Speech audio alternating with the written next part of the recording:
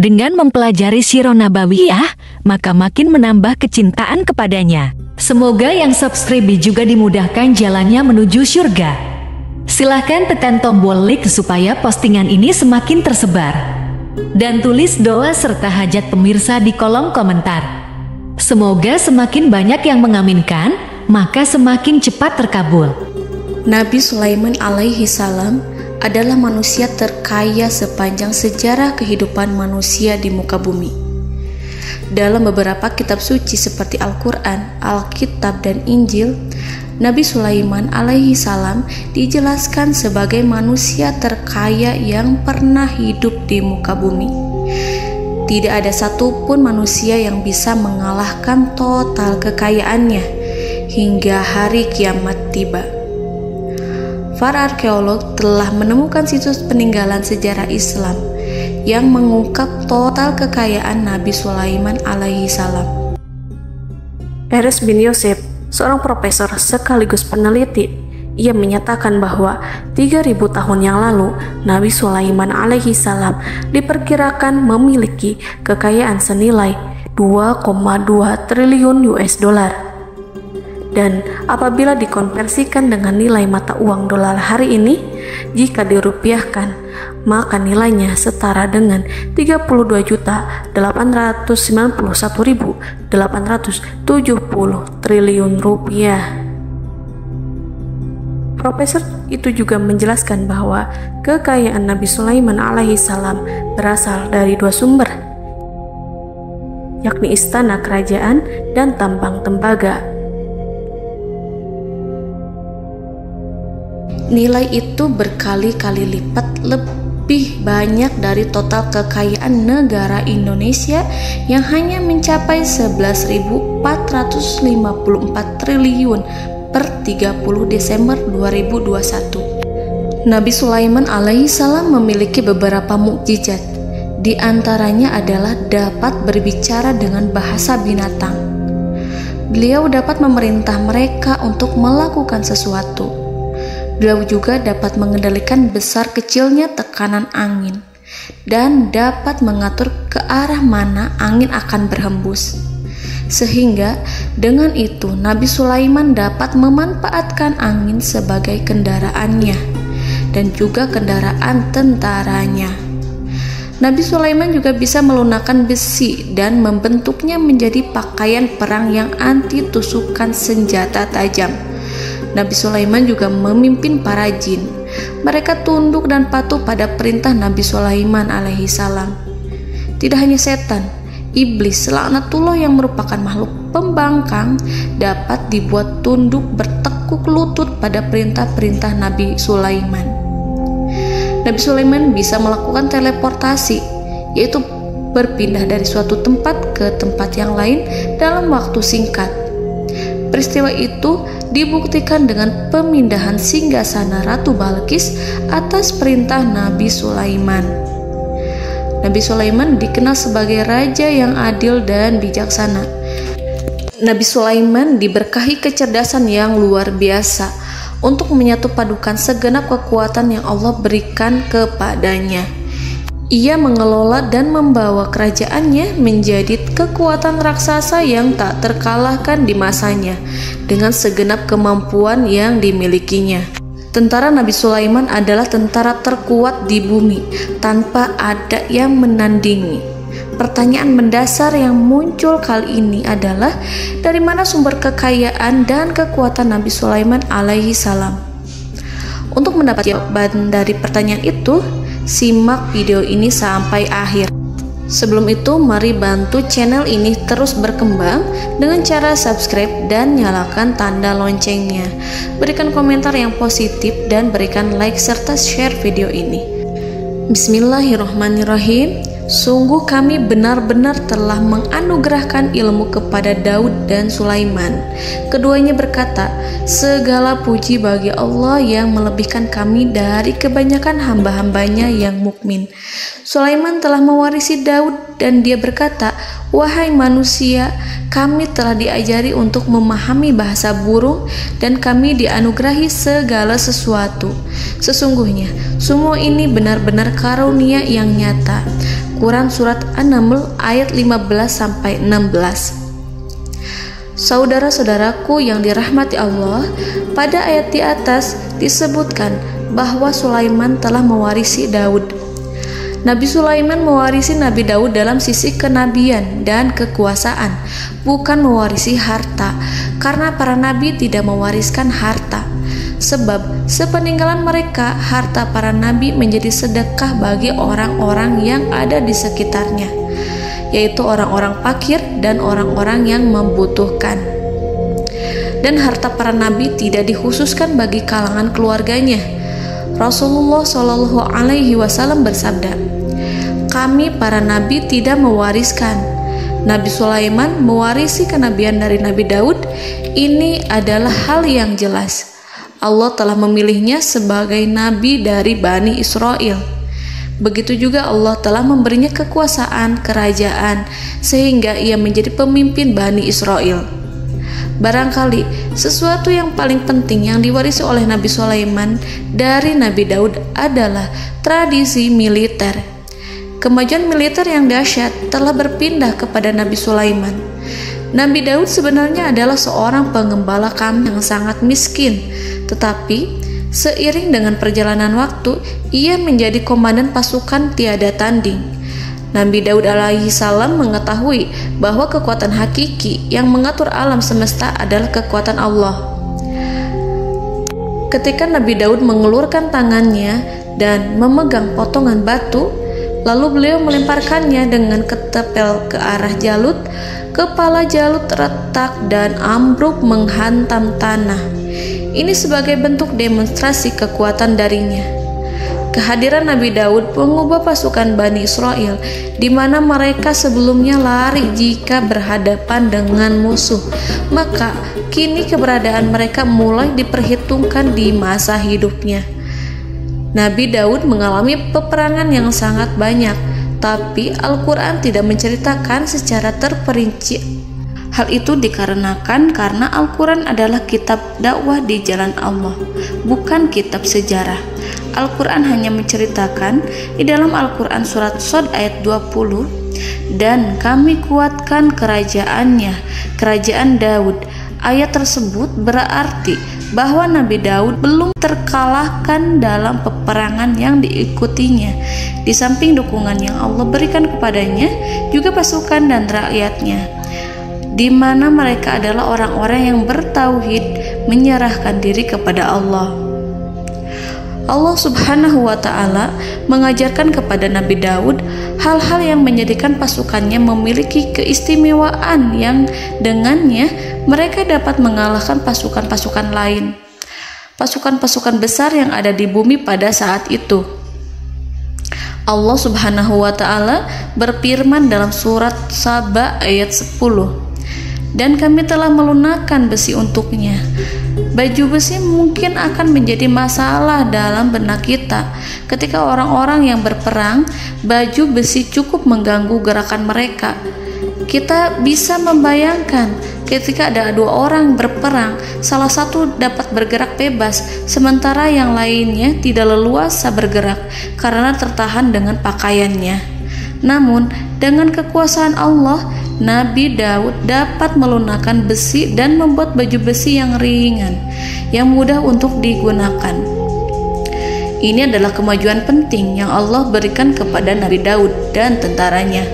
Kemajuan itu kemudian diajarkan, diwariskan dan dimiliki oleh Nabi Sulaiman alaihi salam. Nabi Sulaiman memiliki pasukan dahsyat yang melebihi pasukan manapun di bumi saat itu, atau bahkan mungkin saat ini. Bahkan Allah menambahkan karunia-Nya kepada Nabi Sulaiman yang disebutkan dalam Al-Quran surat An-Naml ayat 16. Dan Sulaiman telah mewarisi Daud, dan dia berkata, "Wahai manusia, kami telah diberi pengertian tentang suara burung, dan kami diberi segala sesuatu. Sesungguhnya ini benar-benar suatu karunia yang nyata." Saudara-saudaraku yang dirahmati Allah, pada suatu hari Nabi Sulaiman alaihi salam menengadahkan tangannya dan berdoa kepada Allah Subhanahu wa ta'ala.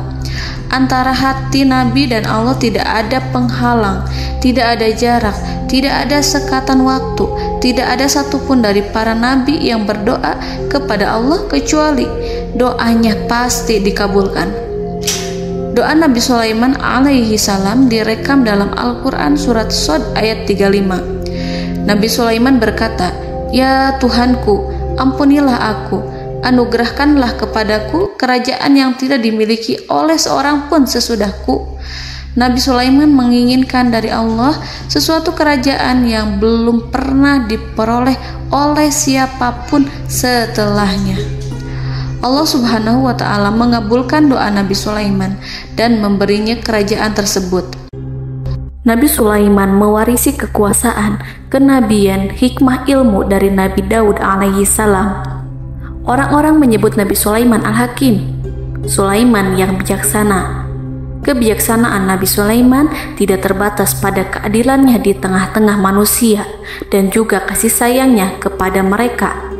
Namun, kebijaksanaan Nabi Sulaiman juga berlaku di kalangan burung dan binatang lainnya. Nabi Daud juga mengenal bahasa burung, tetapi Nabi Sulaiman dapat berbicara dengan bahasa burung. Bahkan, ia dapat menggantikannya sebagai pembantunya. Ketika Nabi Daud bertasbih di gunung, burung-burung serta binatang buas ikut bertasbih bersamanya. Bahkan angin pun berhenti untuk mendengarkan tasbih itu. Sedangkan Nabi Sulaiman alaihi salam, Allah Subhanahu wa ta'ala memberinya karunia lebih dari itu, di mana binatang-binatang buas tunduk padanya, begitu juga angin dan burung. Saudara-saudaraku yang dirahmati Allah, Nabi Sulaiman alaihi salam mampu mendengarkan bisikan semut yang berbicara kepada sesama mereka. Bahkan ia mampu memerintahkan semut tersebut sehingga semut itu menjadi taat pada perintahnya. Pasukan Nabi Sulaiman memiliki kekuatan yang sangat dahsyat. Belum pernah ada di dunia ini satu pasukan pun yang memiliki kekuatan seperti itu. Kekuatan Nabi Sulaiman berasal dari beberapa kombinasi yang sangat mengagumkan, sehingga karenanya ia tidak dapat tertandingi. Kekuatan itu terdiri dari manusia, binatang-binatang, jin, dan lain sebagainya. Kita mengetahui bahwa jin adalah makhluk Allah dan manusia tidak mampu melihatnya atau menghadirkannya atau meminta pertolongan kepadanya.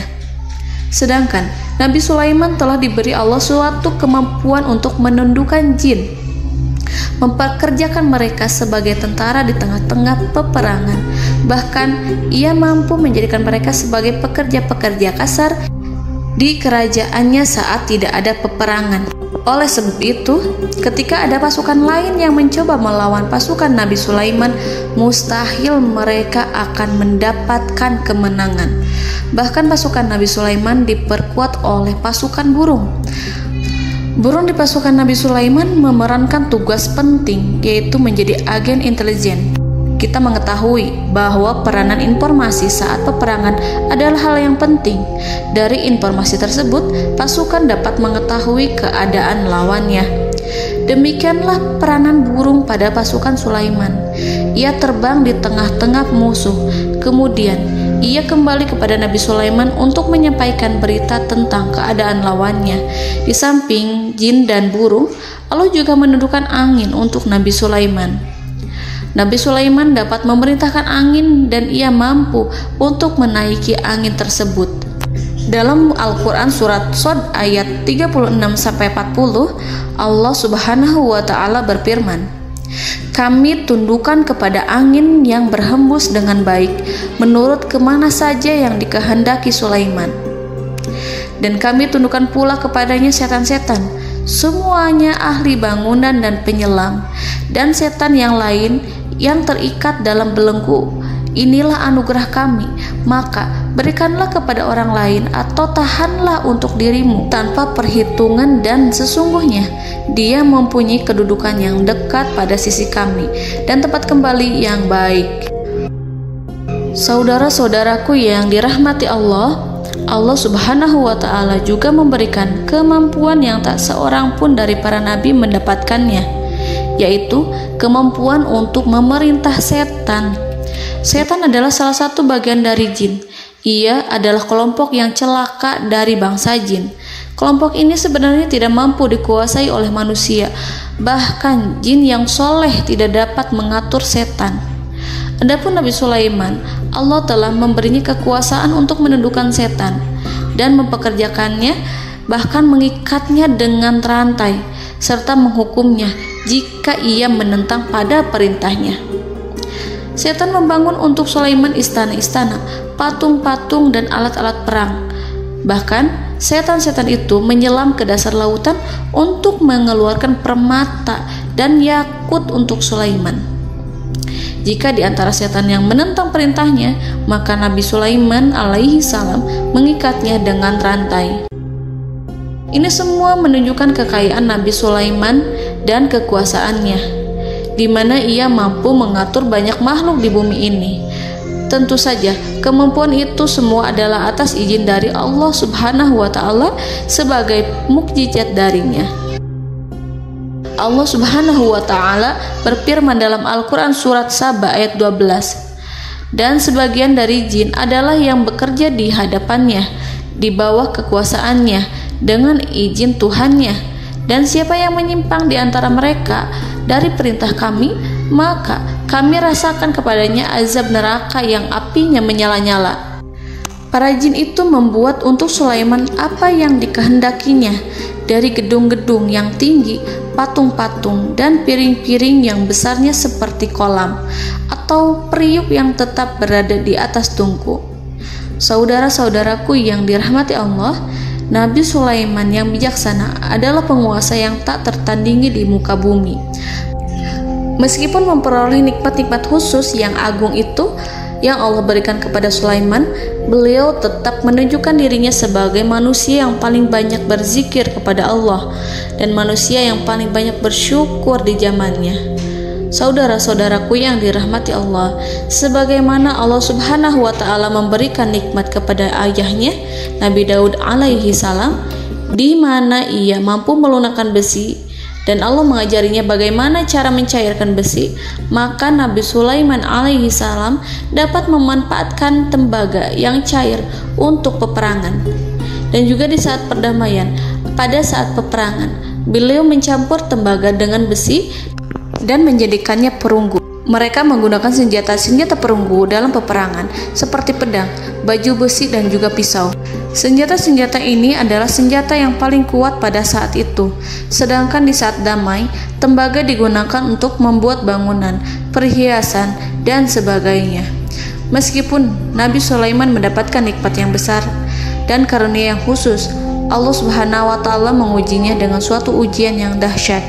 Ujian yang akan selalu datang kepada seorang hamba yang soleh. Ketika hamba itu mendapatkan kedudukan besar, maka ujiannya pun menjadi besar. Allah Subhanahu wa Ta'ala menguji Nabi Sulaiman dengan penyakit. Diceritakan oleh Fahru Roji, Nabi Sulaiman diuji dengan suatu penyakit yang keras, di mana kedokteran saat itu tidak dapat dan tidak mampu mengatasinya. Sakitnya Nabi Sulaiman sangat keras sehingga para dokter dari kalangan manusia ataupun jin tidak mampu menghilangkan penyakit itu. Lalu burung-burung menghadirkan rumput-rumput yang dianggapnya sebagai obat, tetapi Nabi Sulaiman tak kunjung sembuh. Semakin hari penyakit Nabi Sulaiman semakin menjadi-jadi, sehingga ketika Nabi Sulaiman duduk di atas kursi, ia duduk bagaikan tubuh tanpa roh. Seakan-akan ia mati karena saking keras penyakit yang dideritanya. Sakit yang diderita oleh Nabi Sulaiman alaihi salam berlangsung sangat lama. Namun Nabi Sulaiman tidak henti-hentinya berzikir kepada Allah dan meminta kesembuhan kepadanya, serta selalu beristighfar dan mengungkapkan rasa cinta kepadanya. Selesailah ujian Allah terhadap hambanya Nabi Sulaiman.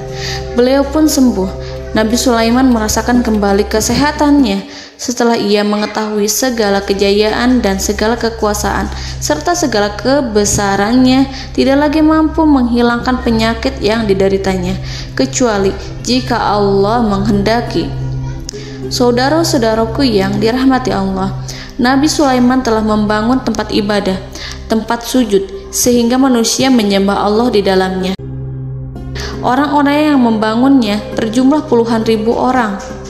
Tentu setiap kelompok dari mereka memiliki pekerjaan masing-masing.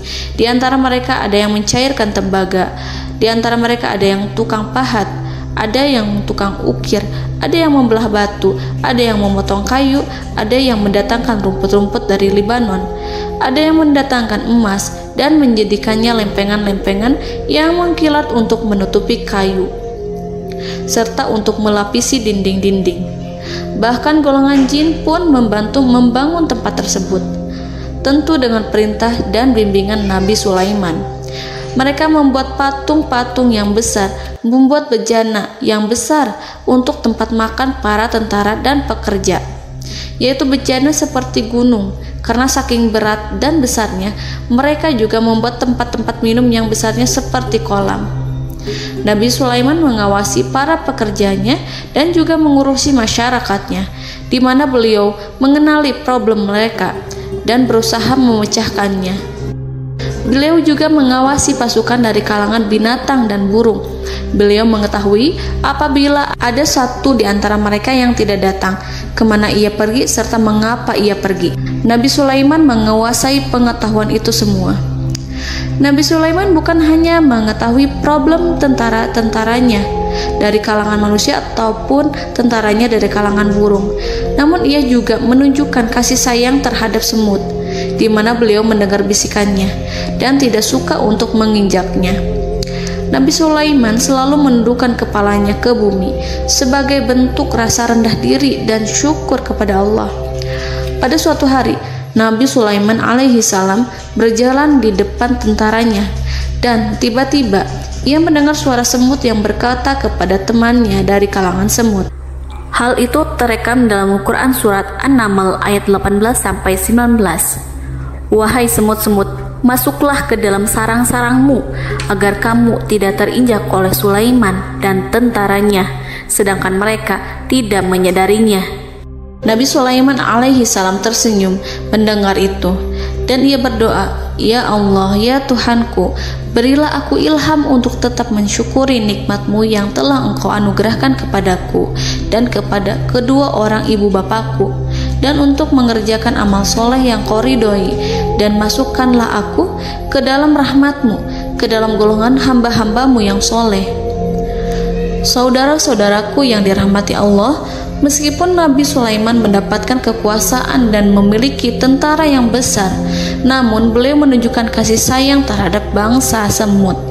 Beliau mendengarkan bisikannya dan melihat semut yang ada di depannya. Oleh karena itu, tak mungkin baginya untuk menginjak golongan semut itu. Nabi Sulaiman bersyukur kepada Allah telah memberinya nikmat, yaitu nikmat rahmat dan kasih sayang. Di samping itu, Nabi Sulaiman alaihi salam adalah orang paling kaya di dunia. Istananya terbuat dari kayu gaharu yang memiliki wangi harum. Istananya terbuat dari emas yang terkadang dari kristal. Beliau juga memiliki kursi besar yang terbuat dari emas dan permata. Istana Nabi Sulaiman merupakan istana yang paling besar di dunia. Nabi Sulaiman menggunakan pakaian dari emas dan permata.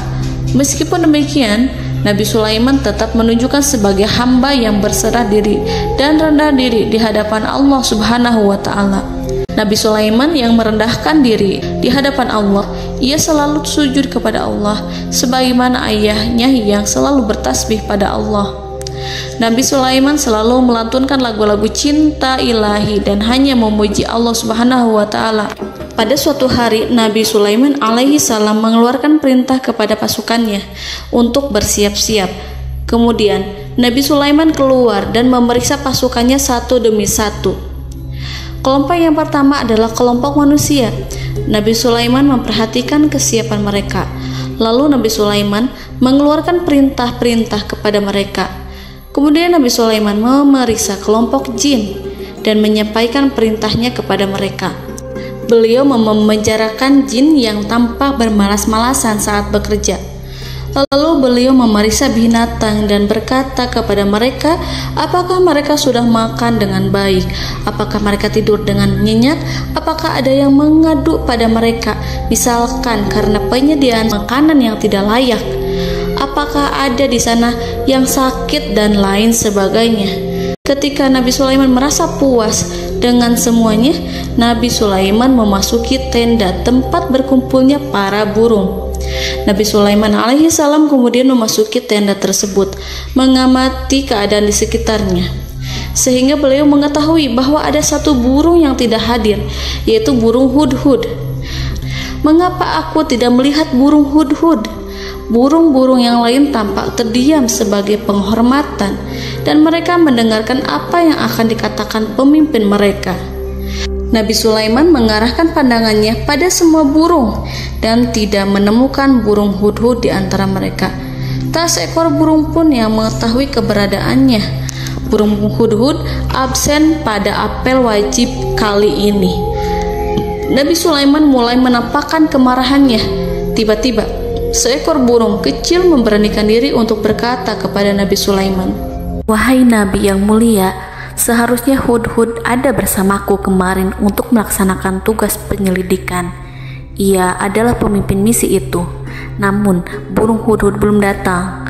Oleh karena itu, aku tidak pergi bersamanya." Burung itu tampak gemetar. Nabi Sulaiman mengetahui bahwa hudhud tidak hadir dan tak seorang pun mengetahui kemana ia pergi. Burung hudhud pergi tanpa izin terlebih dahulu. Dalam keadaan marah, Nabi Sulaiman berkata, "Sungguh aku benar-benar akan mengazabnya dengan azab yang sangat keras atau benar-benar menyembelihnya, kecuali jika ia benar-benar datang kepadaku dengan alasan yang jelas." Kawanan burung-burung mengetahui bahwa Nabi Sulaiman sedang marah dan telah menetapkan untuk menyiksa burung hudhud atau menyembelihnya atau justru memaafkannya dengan syarat ia datang dengan membawa alasan yang dapat menyelamatkannya, atau dengan kata lain, burung hudhud dapat memastikan bahwa ia melaksanakan tugas yang penting. Nabi Sulaiman menunjukkan kemarahan yang besar sehingga siapapun akan merasa takut kepada Nabi Sulaiman yang marah. Nabi Sulaiman kemudian pergi dari tempat burung tersebut. Nabi Sulaiman masih memikirkan keadaan burung hudhud. Seharusnya burung hudhud menjadi bagian penting dari badan intelijen. Apakah ia pergi untuk menyingkap suatu, atau apakah ia pergi hanya untuk bermain-main? Nabi Sulaiman telah memperhatikan dan mengetahui bahwa burung hudhud adalah seekor burung yang cerdik dan juga fasih berbicara. Terkadang Nabi Sulaiman mendapati burung hudhud sedang bermain-main dan menunda-nunda pekerjaannya. Namun ketika Nabi Sulaiman melihatnya, burung hudhud memahami bahwa perbuatannya tidak benar. Oleh karena itu, ia tidak boleh menyampur adukan antara waktu serius dan waktu bermain. Tidak lama setelah itu, burung hudhud tiba di tempat para burung. Burung-burung yang lain berkata kepadanya, "Wahai hudhud, pergilah engkau ke tempat Nabi Sulaiman. Jika ia mengetahui bahwa engkau telah sampai, jiwamu benar-benar terancam." Mendengar itu, burung hudhud segera beranjak. Ia terbang menemui Nabi Sulaiman. Pada waktu itu, Nabi Sulaiman sedang duduk bersama tentaranya yang lain. Burung hudhud berdiri. Ia telah merencanakan untuk memulai pembicaraan dengan Nabi Sulaiman sebelum Nabi Sulaiman bertanya kepadanya kemana dia pergi. Ini sebagai bukti bahwa hudhud telah melaksanakan suatu tugas yang penting. Dalam Al-Quran Surat An-Naml ayat 22, burung hudhud berbicara, "Aku telah mengetahui sesuatu yang kamu belum mengetahuinya, dan kubawa kepadamu dari negeri Saba suatu berita penting yang diyakini seakan-akan burung hudhud hendak berkata, 'Aku adalah hudhud yang miskin, tapi aku mengetahui apa yang tidak engkau ketahui, dan aku telah datang kepadamu dari kerajaan Saba dengan membawa berita yang sangat penting.'" Nabi Sulaiman tampak terdiam menunggu hudhud menyelesaikan kisahnya. Dalam surat An-Naml ayat 23-24, burung hudhud berkata, Sesungguhnya aku menjumpai seorang wanita yang memerintah mereka. Dia dianugerahi segala sesuatu serta mempunyai singgasana yang besar. Aku mendapati dia dan kaumnya menyembah matahari selain Allah. Dan setan-setan telah menjadikan mereka memandang indah perbuatan-perbuatan mereka, lalu menghalangi mereka dari jalan Allah, sehingga mereka tidak mendapat petunjuk. Burung hudhud diam. Nabi Sulaiman merasa bahwa hudhud menunjukkan kepasihan lisannya. Nabi Sulaiman berkata dalam Quran surat An-Naml ayat 27 sambil menunjukkan senyum manisnya. Nabi Sulaiman berkata, "Akan kami lihat apakah kamu benar wahai hudhud, ataukah kamu termasuk orang-orang yang berdusta." Seakan-akan burung hudhud ingin mengatakan, "Aku tidak berbohong, wahai Nabi yang mulia." Namun diamnya Sulaiman membuat takut sehingga burung hudhud terdiam. Nabi Sulaiman terdiam karena berpikir, lalu ia memutuskan sesuatu setelah itu. Beliau melihat kepada lainnya dan meminta secari kertas.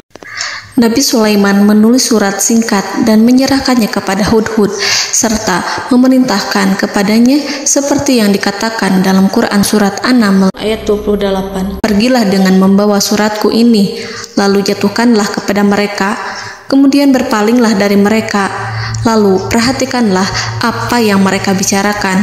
Al-Quranul Karim hanya menceritakan dalam Quran surat An-Naml bagaimana perginya hudhud dan bagaimana ia menyerahkan surat itu. Lalu Al-Quran langsung menyebut keadaan kerajaan Balqis yang saat itu sedang membaca surat di depan para pembesar kerajaan dan para menterinya.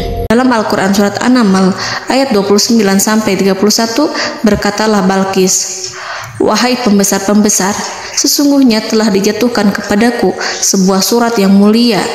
Sesungguhnya surat ini dari Sulaiman, dan sesungguhnya isinya dengan menyebut nama Allah yang Maha Pengasih lagi Maha Penyayang, bahwa janganlah kalian berlaku sombong terhadapku, dan datanglah kepadaku sebagai orang yang berserah diri." Saudara-saudaraku yang dirahmati Allah, dalam surat tersebut Nabi Sulaiman menyebutkan supaya mereka menyerahkan diri dan tunduk kepada perintah Nabi Sulaiman.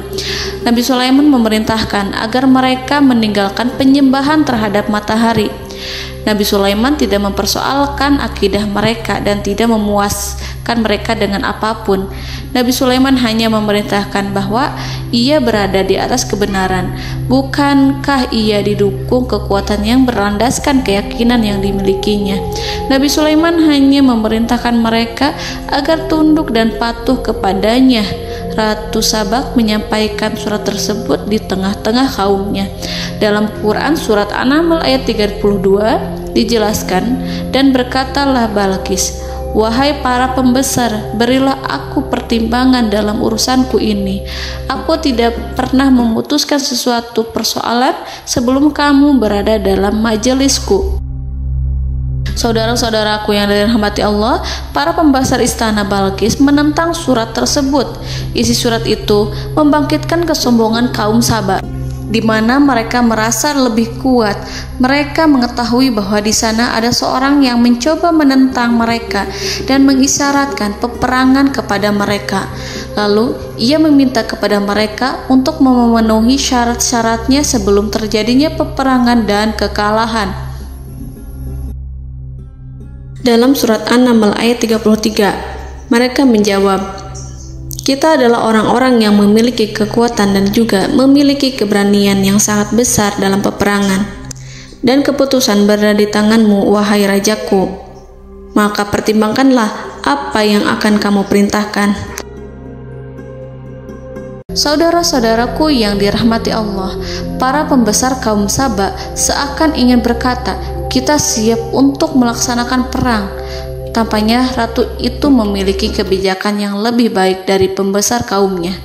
Surat Sulaiman itu membuatnya berpikir lebih jernih dan lebih berhati-hati. Ia berusaha sebisa mungkin menghindari peperangan. Ratu itu berpikir dalam tempo yang lama. Nama Sulaiman tidak diketahuinya dan ia pun belum pernah mendengarnya. Oleh karena itu, Ratu kaum Sabak tidak mampu mengetahui dan mendeteksi seberapa besar kekuatan Nabi Sulaiman. boleh jadi Nabi Sulaiman memiliki kekuatan yang dahsyat sehingga ia mampu memerangi kekuasaannya dan mengalahkannya. Kemudian ratu memperhatikan apa yang ada di sekelilingnya. Ia melihat kemajuan masyarakatnya dan juga kekayaannya. Barangkali ia mengira bahwa Nabi Sulaiman iri terhadap kemajuan dan kekayaannya itu, sehingga Nabi Sulaiman ingin menyerangnya. Setelah mempertimbangkan isi surat Nabi Sulaiman dengan cermat, Ratu Saba memilih untuk tidak bersikap ceroboh dan bodoh. Ratu lebih suka untuk menggunakan bahasa kelembutan. Ia mengirim kepada Nabi Sulaiman suatu hadiah yang besar. Ratu mengira bahwa Nabi Sulaiman seorang yang ambisius, yang boleh jadi ia telah mendengar tentang kekayaan kerajaan Saba. Para utusan pergi dengan membawa hadiah dari Ratu Saba. Ratu berharap agar mereka dapat memasuki kerajaan Nabi Sulaiman dan akan mengetahui kondisi kerajaannya. Saat mereka pulang, Ratu ingin mendengar secara langsung dari mereka tentang bagaimana keadaan kaum Nabi Sulaiman dan pasukannya. Setelah mendapatkan informasi yang cukup, maka Ratu Balqis dapat membuat sesuatu keputusan yang tepat. Ratu menyembunyikan apa yang terlintas dalam pikirannya, lalu ia berbicara kepada pembesar istananya bahwa ia dapat menyingkap niat jahat Raja Sulaiman melalui cara mengirimkan hadiah kepadanya. Ratu lebih memilih cara tersebut dan menunggu reaksi dari Nabi Sulaiman. Ratu berhasil memuaskan para pembesar istana, dan untuk sementara ia menghilangkan ide untuk berperang. Karena para raja jika menyerang suatu desa, maka pemimpin desa tersebut adalah orang yang paling banyak mendapatkan kehinaan. Akhirnya, para pembesar kaumnya merasa puas dengan pikiran Ratu Balqis. Saudara-saudaraku yang dirahmati Allah, dalam surat An-Naml ayat 34-35 dijelaskan, Ratu Balqis berkata, "Sesungguhnya raja-raja apabila memasuki suatu negeri, niscaya mereka akan membinasakannya dan menjadikan penduduknya yang mulia menjadi hina. Dan demikian pula lah yang akan mereka perbuat. Dan sesungguhnya aku akan mengirim utusan kepada mereka dengan membawa hadiah, dan aku akan menunggu apa yang akan dibawa kembali oleh utusan itu." Kemudian sampailah hadiah dari Ratu Balqis kepada Nabi Sulaiman.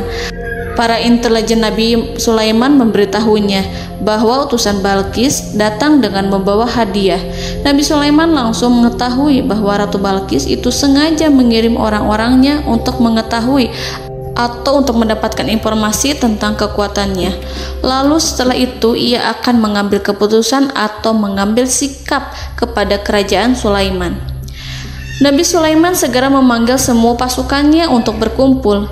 Utusan Balqis segera memasuki istana Nabi yang dipenuhi dengan pasukan yang besar bersenjata. Melihat itu, utusan Ratu Balqis tercengang dan terkejut ketika mereka melihat kekayaan yang mereka bawa tidak ada apa-apanya dibandingkan dengan kerajaan Nabi Sulaiman. Hadiah mereka tampak tidak berarti. Emas yang mereka bawa tampak tidak memiliki makna saat mereka memasuki istana Nabi Sulaiman yang terbuat dari kayu-kayu pohon gaharu yang mengeluarkan bau yang harum serta dihiasi dengan emas permata. Para utusan Ratu Balqis berdiri bersama Nabi Sulaiman dan menyaksikan bagaimana Nabi Sulaiman mengendalikan pasukannya. Kemudian mereka mulai berpikir tentang kekuatan dan kualitas pasukan Nabi Sulaiman. Betapa kagetnya mereka ketika melihat di tengah-tengah pasukan itu terdapat singa, burung, dan tentara dari kalangan manusia yang mampu terbang. Mereka pun sadar bahwa mereka di hadapan pasukan yang tiada tandingannya. Selesailah demonstrasi pasukan Nabi Sulaiman. Kemudian para utusan ratu dipersilahkan maju ke tempat hidangan makanan. Para utusan itu sangat terkejut ketika melihat berbagai macam makanan dari penjuru dunia ada di depannya. Dan di antara makanan itu terdapat pula makanan yang biasa ditemukan di negeri mereka. Tetapi mereka melihat bahwa makanan itu memiliki rasa yang lebih istimewa. Selain itu, piring-piring yang ada di depan mereka terbuat dari emas dan mereka dilayani oleh laki-laki yang berhias dengan emas.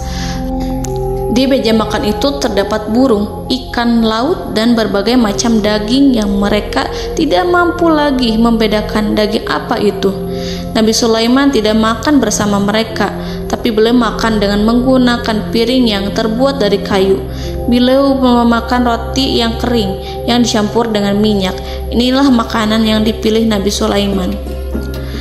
Makan bersama mereka dalam keadaan diam, mereka merasa kehadiran Nabi Sulaiman menciptakan suatu wibawa yang luar biasa. Selesai perjamuan itu, lalu dengan sangat malu mereka menyerahkan hadiah dari Ratu Balqis kepada Nabi Sulaiman. Hadiah itu berupa emas yang bagi mereka hadiah itu sangat bernilai tinggi. Tapi di sini hadiah itu tampak kecil di hadapan kekayaan Nabi Sulaiman yang sangat mengagumkan. Nabi Sulaiman memperhatikan hadiah dari Ratu Balqis itu dan berkata dalam Quran surat An-Naml ayat 36, "Maka apa yang diberikan Allah kepadaku lebih baik daripada apa yang diberikannya kepadamu, tetapi kamu merasa bangga dengan hadiahmu." Saudara-saudaraku, Raja Sulaiman menyingkap dengan kata-katanya yang singkat itu penolakannya terhadap hadiah mereka. Ia memberitahu utusan itu bahwa ia tidak menerima hadiah tersebut. Ia tidak merasa puas dengan hadiah itu. Yang membuatnya puas hanyalah, janganlah kalian berlaku sombong terhadapku dan datanglah kepadaku sebagai orang-orang yang berserah diri. Lalu Nabi Sulaiman berkata kepada mereka dengan pelan. Hal itu diabadikan dalam Al-Quran surat An-Naml ayat 37. "Kembalilah kepada mereka, sungguh kami akan mendatangi mereka dengan bala tentara yang mereka tidak kuasa melawannya. Dan pasti kami akan mengusir mereka dari negara itu, yaitu negeri Saba, dengan terhina. Dan mereka akan menjadi tawanan-tawanan yang hina." Saudara-saudaraku yang dirahmati Allah, Nabi Sulaiman kemudian meninggalkan para utusan ratu setelah terlebih dahulu mengancam mereka. Para utusan itu berharap agar Nabi Sulaiman mau menunggu kunjungan Ratu Balqis yang akan membawa misi perdamaian. Akhirnya, sampailah para utusan Ratu Balqis ke negeri Saba. Mereka segera menuju istana sang ratu. Mereka memberitahu bahwa negeri mereka ada di ujung tanduk. Mereka menceritakan kepada ratu tentang kekuatan Nabi Sulaiman dan tidak mungkin bagi mereka mampu melawannya. Mereka meyakinkan Ratu Balqis bahwa ia harus mengunjunginya dan melihat sendiri bagaimana kebesaran kerajaan Nabi Sulaiman. Kemudian Ratu Balqis menyiapkan dirinya untuk pergi menuju kerajaan Nabi Sulaiman. Nabi Sulaiman duduk di kursi kerajaan di tengah-tengah para pembesarnya dan para menterinya, serta para komandan pasukannya. Beliau berpikir tentang sosok Balqis. Nabi Sulaiman mengetahui bahwa Balqis menuju tempatnya. Balqis dikelilingi rasa takut. Nabi Sulaiman berpikir sejenak tentang bagaimana matahari disembah. Ia memikirkan bagaimana informasi yang diterima oleh intelijennya tentang kemajuan kerajaan Balqis dalam bidang kesenian dan ilmu pengetahuan. Nabi Sulaiman bertanya kepada dirinya sendiri, apakah kemajuan menjadi penghalang untuk mengetahui kebenaran? Apakah ratu itu senang dengan kekuatan yang dicapainya? Dan ia membayangkan bahwa kekuatannya adalah segalanya. Dengan kemajuan yang dimilikinya, Nabi Sulaiman ingin membuat kejutan agar ratu mengetahui bahwa Islam yang diyakini oleh Nabi Sulaiman adalah satu-satunya yang mampu mendatangkan kemajuan dan kekuatan yang hakiki, sehingga ia dapat membandingkan antara keyakinannya dalam menyembah matahari beserta kemajuan yang dicapainya dengan keyakinan Nabi Sulaiman beserta kemajuan yang diraihnya. Saudara-saudaraku yang dirahmati Allah, para mata-mata Nabi Sulaiman telah memberitahunya bahwa hal yang sangat disegani dan dikagumi oleh kaum Balqis adalah kerajaan Saba, yaitu singgasana Ratu Balqis. Singgasana itu terbuat dari emas dan batu delima. Singgasana tersebut dijaga oleh penjaga yang sangat disiplin, di mana mereka tidak pernah lalai sedikit pun. Oleh karena itu, sangat tepat apabila Nabi Sulaiman menghadirkan singgasananya di sini, di kerajaannya. sehingga ketika ratu tiba, maka ia dapat duduk di atasnya. Nabi Sulaiman ingin membuat kejutan kepadanya dan menunjukkan bahwa kemampuannya tersebut yang berlandaskan pada keislaman. Nabi Sulaiman melakukan yang demikian itu dengan harapan agar si ratu tunduk kepadanya. Ide itu terlintas dalam diri Nabi Sulaiman. Lalu ia mengangkat kepalanya dan menoleh kepada anak buahnya. Hal itu diabadikan dalam Quran Surat An-Naml ayat 38. Wahai para pembesar, siapakah di antara kamu sekalian yang sanggup membawa singgasananya kepadaku sebelum mereka datang kepadaku sebagai orang-orang yang berserah diri? Saudara-saudaraku, perhatikanlah ungkapan pikiran Nabi Sulaiman tersebut. Semua pemikirannya berkisar tentang keislaman para penyembah matahari, tentang bagaimana beliau dapat memberikan petunjuk kepada mereka di jalan Allah. Yang pertama menjawab pertanyaan Nabi Sulaiman adalah jin Ifrit. Dalam Quran Surat An-Naml ayat 39, berkatalah Ifrit yang cerdik dari golongan jin, "Aku akan datang kepadamu dengan membawa singgasana itu sebelum kamu berdiri dari tempat dudukmu. Sesungguhnya aku benar-benar kuat untuk membawanya, lagi dapat dipercaya." Nabi Sulaiman berdiri dari tempat duduknya. Setelah 1 jam atau 2 jam, jin itu berjanji kepadanya untuk menghadirkan singgasana Balkis. Sebelum itu, istana Nabi Sulaiman di Palestina, sedangkan istana Balkis terletak di Yaman. Antara singgasana tersebut dengan singgasana Nabi Sulaiman berjarak lebih dari ribuan mil. Barangkali pesawat yang cepat sekalipun yang kita kenal hari ini tidak akan mampu membawa dan mendatangkan istana itu dalam waktu 1 jam. Tetapi masalahnya di sini, berhubung dengan kekuatan jin yang serba misterius, Nabi Sulaiman tidak mengomentari sedikit pun terhadap apa yang dikatakan oleh Ifrit. Nabi Sulaiman tampak menunggu tanggapan lain yang mampu menghadirkan singgasana Balkis yang lebih cepat dari jin Ifrit. Nabi Sulaiman menoleh kepada seorang yang di sana, yang duduk di atas naungan. Hal itu diceritakan dalam Al-Quran Surat An-Naml ayat 40. Berkatalah seseorang yang mempunyai ilmu dari Alkitab, "Aku akan membawa singgasana itu kepadamu sebelum matamu berkedip." Maka tatkala Sulaiman melihat singgasana itu terletak di hadapannya, ia pun berkata, "Ini termasuk karunia Tuhanku untuk menguji aku. Apakah aku akan bersyukur atau mengingkari nikmatnya? Dan barang siapa yang bersyukur, maka sesungguhnya dia bersyukur untuk kebaikan dirinya sendiri. Dan barang siapa yang ingkar, maka sesungguhnya Tuhanku maha kaya lagi maha mulia." Saudara-saudaraku, belum lama seseorang yang mempunyai ilmu dari Alkitab menyatakan kalimatnya, sehingga singgasana itu tiba-tiba ada di depan Nabi Sulaiman, yang mampu menghadirkan singgasana itu lebih cepat dari kedipan mata. Al-Quranul Karim tidak menyingkap kepribadian seseorang yang menghadirkan singgasana itu. Al-Quran hanya menggarisi bahwa orang itu mempunyai ilmu dari Alkitab. Al-Quran tidak menjelaskan kepada kita apakah ia seorang malaikat ataukah manusia ataukah jin. Al-Quran sengaja tidak menyingkap hakikat kitab yang dimaksud. Saudara-saudaraku yang dirahmati Allah, setelah melihat singgasana itu, Nabi Sulaiman bersyukur kepada Allah. Ia mulai memperhatikan singgasana sang ratu. Singgasana tersebut merupakan simbol pembangunan dan juga kemajuan, tetapi tampaknya ia hanya sesuatu yang biasa saja jika dibandingkan dengan kekuasaan dan kebesaran ciptaan yang dibuat oleh manusia dan jin di kalangan istana Nabi Sulaiman. Nabi Sulaiman memikirkan dalam tempo yang sangat lama singgasana Ratu Balkis itu. Kemudian beliau memerintahkan agar singgasana itu diperbaiki, sehingga saat Ratu Balkis datang, dia akan mengujinya. Apakah Ratu Balkis dapat mengenali singgasananya ataukah tidak? Dalam Al-Quran Surat An-Naml ayat 41, Nabi Sulaiman berkata, "Ubahlah baginya singgasananya, maka kita akan melihat apakah dia mengenal ataukah dia termasuk orang-orang yang tidak mengenalnya." Saudara-saudaraku yang dirahmati Allah, Nabi Sulaiman memerintahkan agar dibangun istana yang akan digunakan untuk menyambut Ratu Balkis. Nabi Sulaiman memilih tempat di laut, dan ia memerintahkan agar dibangun suatu istana di mana sebagian besarnya terdiri dari air laut. Nabi Sulaiman memerintahkan agar lantainya itu terbuat dari kaca yang tebal dan kuat, sehingga orang-orang yang berjalan di atas istana itu akan dapat melihat di bawahnya ada ikan-ikan berwarna-warni yang berenang-renang.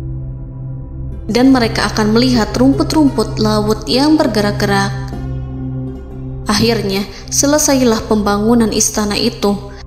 Saking bersihnya kaca lantainya, sehingga tampak di sana tidak ada kaca. Burung hudhud memberitahu Nabi Sulaiman bahwa Balqis telah sampai dekat kerajaannya. Kemudian Ratu Balqis datang.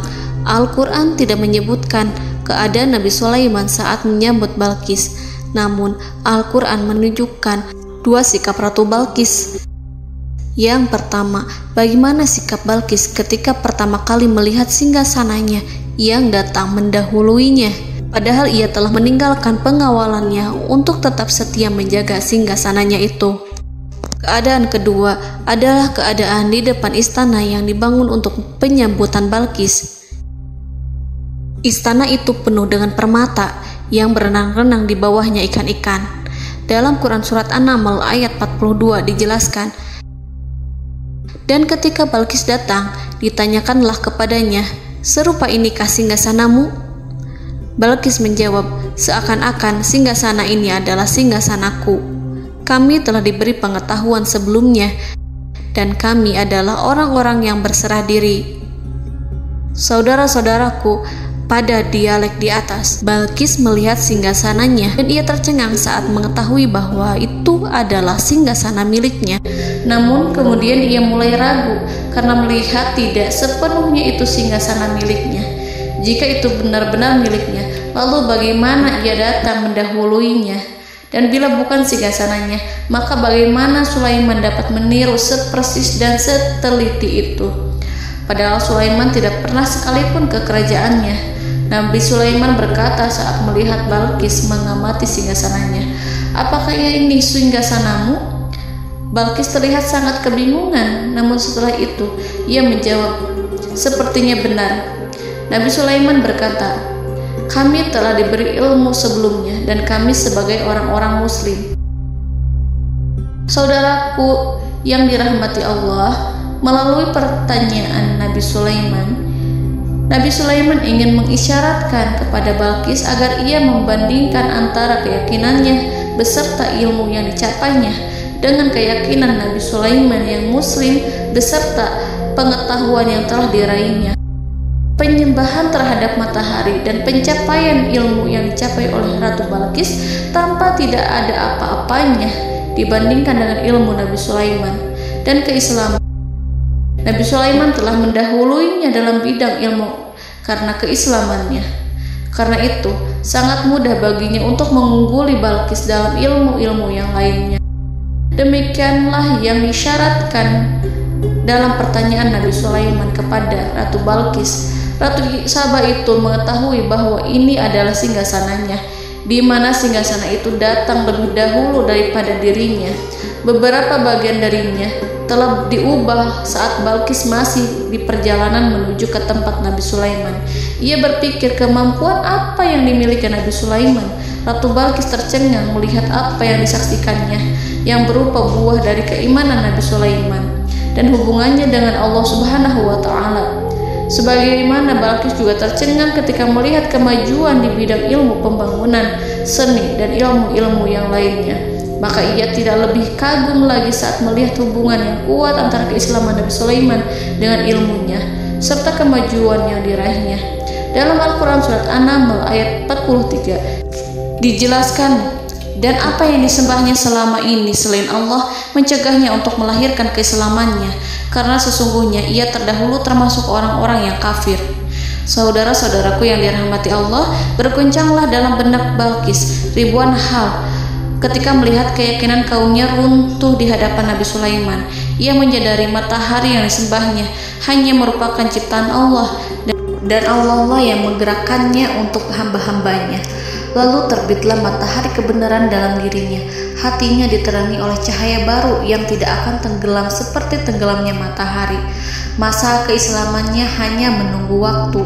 Ratu Balqis memilih waktu yang tepat untuk mengumumkan keislamannya.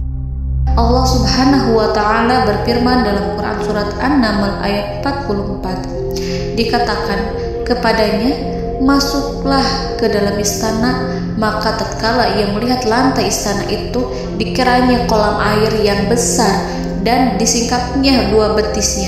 Berkatalah Sulaiman, sesungguhnya ia adalah istana licin yang terbuat dari kaca. Berkatalah Balqis, wahai Tuhanku, sesungguhnya aku telah berbuat zalim terhadap diriku dan aku berserah diri bersama Sulaiman kepada Allah Tuhan semesta alam. Saudara-saudaraku yang dirahmati Allah, dikatakan kepada Balqis, masuklah ke dalam istana. Ketika ia masuk, maka ia tidak menyaksikan adanya kaca, tetapi ia melihat air, sehingga ia mengira akan bersinggungan dengan air. Lalu ia menyingkapkan sedikit bajunya agar bajunya itu tidak basah. Nabi Sulaiman mengingatkannya tanpa melihatnya agar ia tidak khawatir terhadap pakaiannya, karena pakaiannya tidak akan basah sebab di sana tidak ada air. Itu sekedar kaca yang halus, yang saking halusnya sehingga ia tidak tampak. Pada kesempatan itulah Balqis mengumumkan keislamannya yang mengakui kelalimannya, dan ia menyatakan menyerahkan diri kepada Nabi Sulaiman dan kepada Allah Tuhan semesta alam. Lalu kaumnya pun mengikutinya dan mereka memeluk Islam. Balqis menyadari ia berhadapan dengan penguasa yang terbesar di bumi dan Nabi Allah yang mulia. Untuk pertama kalinya, wajah Sulaiman tampak dihiasi dengan senyuman yang menunjukkan kepuasannya sejak Balqis mengunjunginya. Demikianlah Nabi Sulaiman mewujudkan kejayaannya yang hakiki dan menyebarkan cahaya Islam di muka bumi. Saudara-saudaraku, Al-Quran tidak menyebutkan kisah Balqis setelah keislamannya. Para ahli tafsir mengatakan bahwa ia menikah dengan Nabi Sulaiman. Selain itu, ada yang mengatakan bahwa ia menikah dengan salah satu orang dekat Nabi Sulaiman.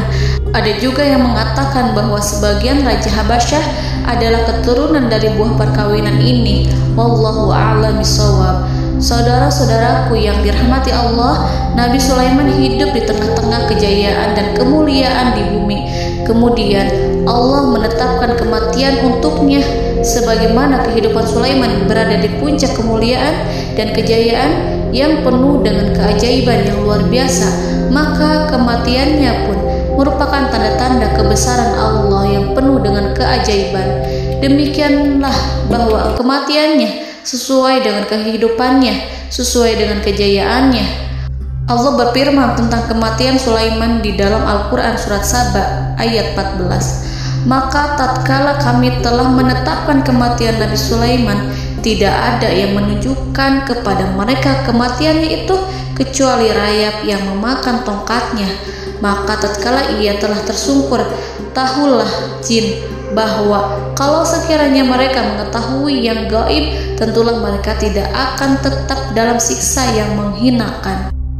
Saudara-saudaraku, kemampuan Nabi Sulaiman untuk menundukkan jin dan mempekerjakan mereka serta hubungan mereka dengan semua itu menimbulkan fitnah di tengah-tengah manusia dalam hal tertentu. Kematian Nabi Sulaiman merupakan batasan jawaban terhadap fitnah ini. Kami tidak mengetahui siapa yang mengklaim bahwa jin mengetahui hal yang gaib. Apakah itu setan yang terkutuk, atau jin yang bodoh, atau manusia yang tertipu? Kami tidak mengetahui siapa yang bertanggung jawab terhadap tersebarnya isu yang keliru ini. Yang kita ketahui adalah bahwa hal tersebut adalah mempengaruhi sebagian manusia dan jin. Barangkali manusia berkata kepada diri mereka, selama jin melakukan perbuatan yang luar biasa ini, maka apa gerangan yang menjadikan mereka tidak mengetahui hal yang gaib itu? Manusia itu lupa bahwa kunci kegaiban berada di tangan Allah. Masalah ilmu gaib tidak akan mampu dikuasai oleh jin dan manusia. Hanya Dia yang mengetahuinya, dan manusia diberitahu hanya sedikit sekali. Saudara-saudaraku yang dirahmati Allah, seakan-akan Allah telah merencanakan bahwa kematian Sulaiman bertujuan untuk menghancurkan pemikiran itu, yaitu pemikiran bahwa jin mengetahui hal-hal yang gaib.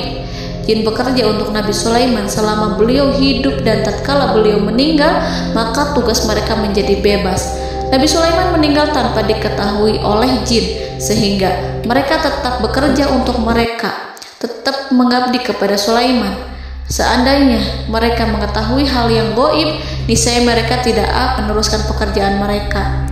Saudara-saudaraku, pada suatu hari Nabi Sulaiman memasuki mihrabnya untuk itikaf ibadah dan beribadah kepada Allah. Tak seorang pun yang berani mengganggu khalwatnya. Mihrab Sulaiman terletak di puncak gunung dan dindingnya terbuat dari permata.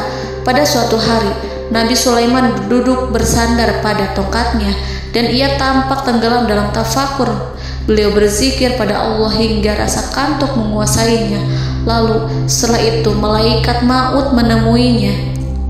Nabi Sulaiman pun meninggal. Beliau bersandar kepada tongkatnya. Jin melihatnya dan mengira bahwa beliau sedang sholat, sehingga mereka pun terus melanjutkan pekerjaannya. Berlalulah hari demi hari yang panjang.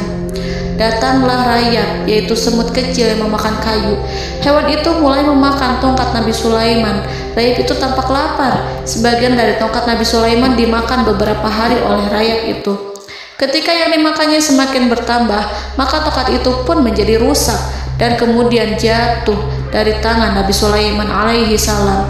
Tubuh mulia itu kehilangan keseimbangan dan kemudian jatuh terhempas di bumi. Tatkala tubuh suci itu tersungkur, maka manusia segera menuju ke arahnya. Mereka menyadari dan mengetahui bahwa Nabi Sulaiman telah meninggal dalam waktu yang lama. Jin menyadari bahwa mereka tidak mengetahui hal yang gaib, dan manusia pun mengetahui hakikat ini. Seandainya jin mengetahui hal yang gaib, niscaya ia tidak akan meneruskan siksa yang hina. Mereka tidak akan bekerja kepada Sulaiman. Demikianlah Nabi Sulaiman alaihi salam meninggal dalam keadaan duduk dan sholat di mihrabnya. Lalu berita itu tersebar bagaikan api di bumi. Manusia, burung, dan binatang buas mengantarkan jenazah Nabi Sulaiman. Sekawanan burung tampak sedih dan menangis. Semua makhluk bersedih. Akhirnya tak seorang pun mengetahui bahasa burung di bumi. Meninggallah seorang yang memahami pembicaraan burung, binatang-binatang, jin, dan lain sebagainya. Burung-burung itu berkata, betapa beratnya kehidupan di tengah orang-orang yang tidak mengetahui pembicaraan kita. Allahu a'lam.